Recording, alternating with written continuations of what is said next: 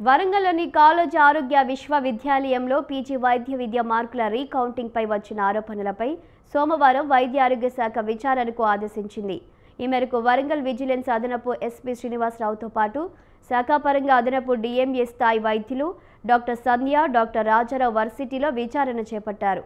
Varsity పరిధిలోని అన్ని ప్రభుత్వ, ప్రైవేటు వైద్య కళాశాలల్లో అక్టోబర్ 7 నుంచి ఈ నెల 1వ తేదీ వరకు పీజీ వైద్య విద్యార్థులకు థియరీ, ప్రాక్టికల్ పరీక్షలు జరిగాయి.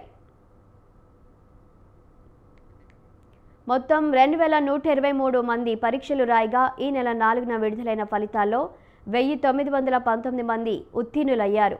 204 మంది విద్యార్థులు తప్పారు. అందులో 155 మంది రీకౌంటింగ్కు దరఖాస్తు చేసుకున్నారు. ఎగ్జామినేషన్ బ్రాంచ్లో పీజీ జవాబు పత్రాల్లో పలువురికి అదనంగా మార్కులు వేశారనే ఆరోపణలు వచ్చాయి. ఈ నేపథ్యంలో విచారణ అధికారులు వర్సిటీలోని ఎగ్జామినేషన్ బ్రాంచ్లో ప్రశ్నపత్రాలకు సంబంధించిన వివరాలు సేకరించారు. అన్ని రికార్డులను క్షుణ్ణంగా పరిశీలించారు.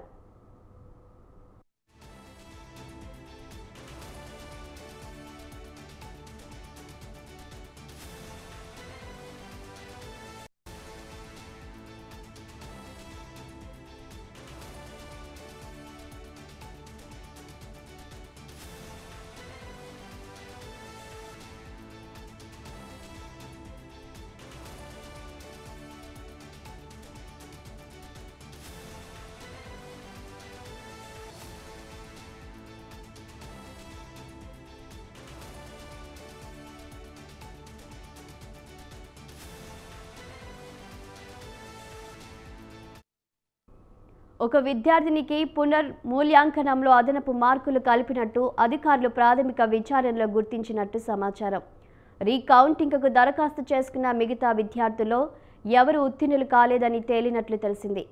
ఈ విషయంపై వర్సిటీ రిజిస్ట్రార్ డాక్టర్ నాగార్జునరెడ్డిని వివరణ కోరగా రీకౌంటింగ్కు దరఖాస్తు చేసుకున్న వారిలో ఎవరు ఉత్తీర్ణులు కాలేదన్నారు. ఎక్కడ తప్పు జరిగిందో గుర్తించాలంటే డిజిటలైజేషన్ చేసిన పరీక్ష పేపర్లన్నింటినీ సంబంధిత సాఫ్ట్వేర్ సంస్థ ద్వారా డీకోడింగ్ చేస్తే గుర్తించవచ్చని, దానికి సమయం పడుతుందని పేర్కొన్నారు. విచారణ కమిటీ అధికారులు 1-2 రోజుల్లో వైద్య ఆరోగ్య శాఖ కార్యదర్శి క్రిస్టినాకు నివేదిక ఇవ్వనున్నారు.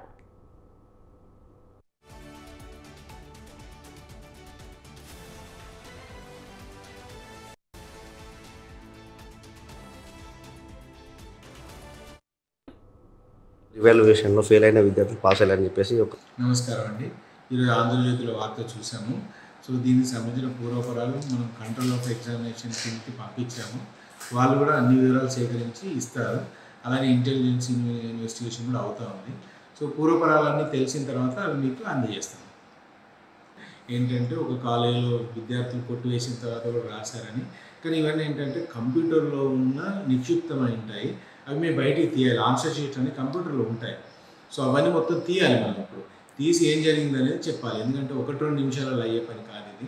మనకు 1 రోజు 2 రోజులు పడుతుంది మొత్తం. ఎందుకంటే పేపర్ రాసిన పేపర్ మేము స్కాన్ చేసి ఎగ్జామినేషన్ ఇన్విజిలేటర్స్కి పంపిస్తాము, ఎవాల్యుయేటర్స్కి పంపిస్తాము. సో వారు ఎవాల్యుయేట్ చేసి మళ్ళీ వెనక్కి పంపిస్తారు. సో ఏం జరిగింది అనేది మేము స్కాన్ చేసింది కనుక బయటకు తీస్తే అది తెలిసిపోతుంది. మాకు కొద్దిగా టైం పడుతుంది మొత్తం ఏం జరుగుతుంది అనేది.